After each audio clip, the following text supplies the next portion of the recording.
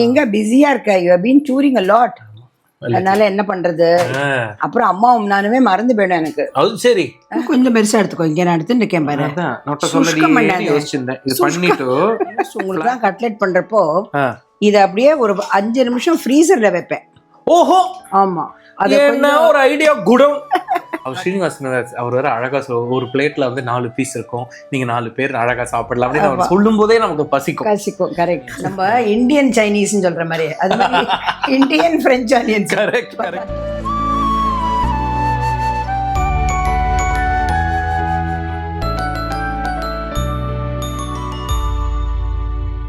வணக்கம், நீங்க பார்த்துட்டு இருக்கிறது அம்மாவும் நானும். மெட்ராஸ்ல வந்து இன்னும் கூட there is a nip in the air. கார்த்தால வந்து இந்த குழாவை திறக்கும் போது இன்னும் சில்லுன்னு வருது. அந்த மாதிரி இருக்கும் போது இன்னும் நல்ல சூடா கிறிஸ்பா இதெல்லாம் சாப்பிட்டா எப்படி இருக்கும்? Correct exactly. எல்லாம் அப்பப்போ இந்த ஃபிங்கர் ஃபுட்ஸ் மாதிரி நிறைய சாப்பிட்டுடணும். Finger food. ஆமா, எப்படி ஸ்டைல் ஐட்டம் பத்தியா? ஸ்டைல் தான் போனி.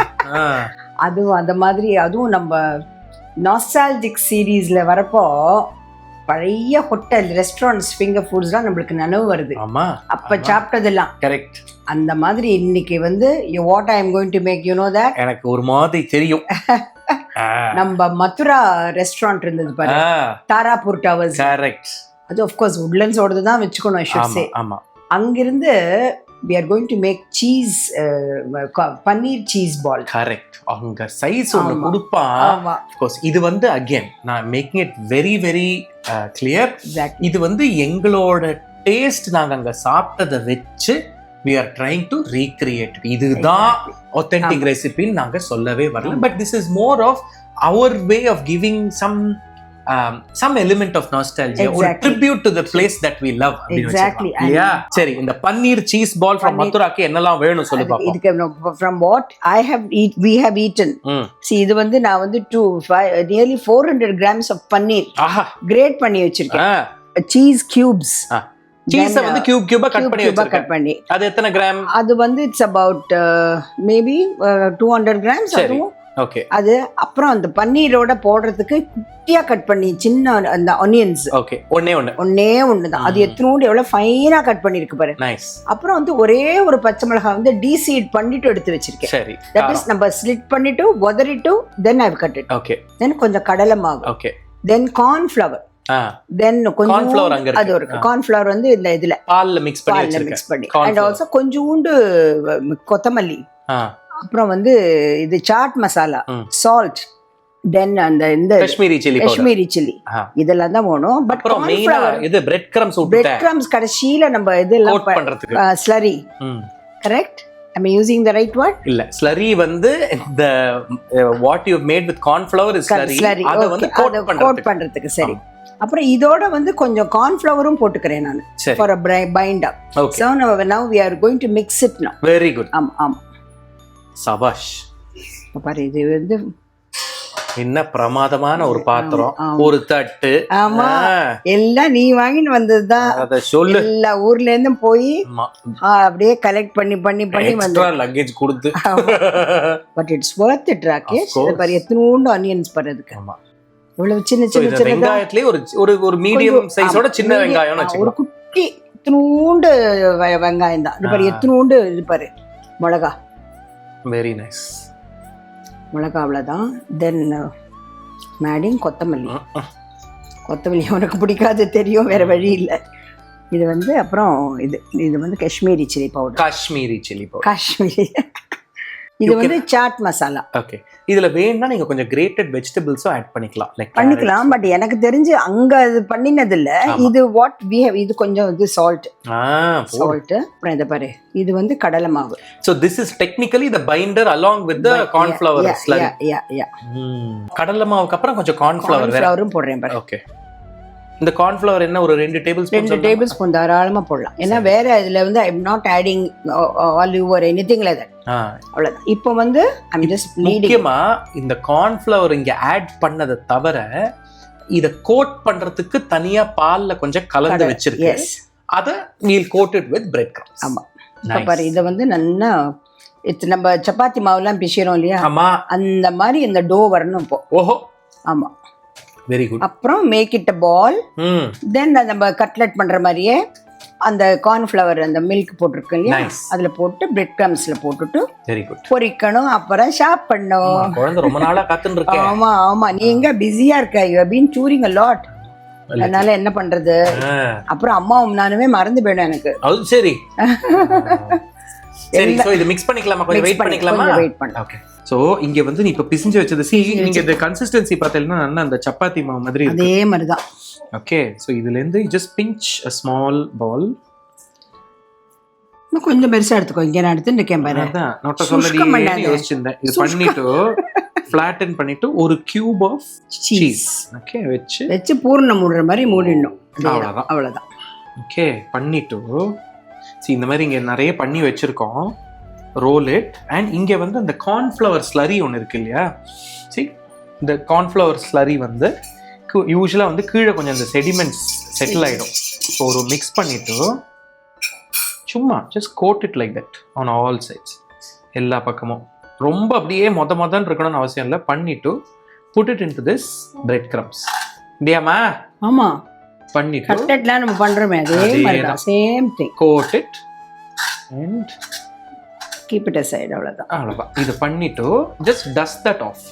இத பண்ணிட்டு கொஞ்சம் ஒரு ஃபர்மா அப்படி ஒரு ரவுண்ட் பண்ணிட்டு இத வந்து நான் என்ன பண்ணுவேன்னா, யூஸ் உங்களுக்கு தான் கட்லெட் பண்றப்போ இத அப்படியே ஒரு 5 நிமிஷம் ஃப்ரீசர்ல வைப்பேன்.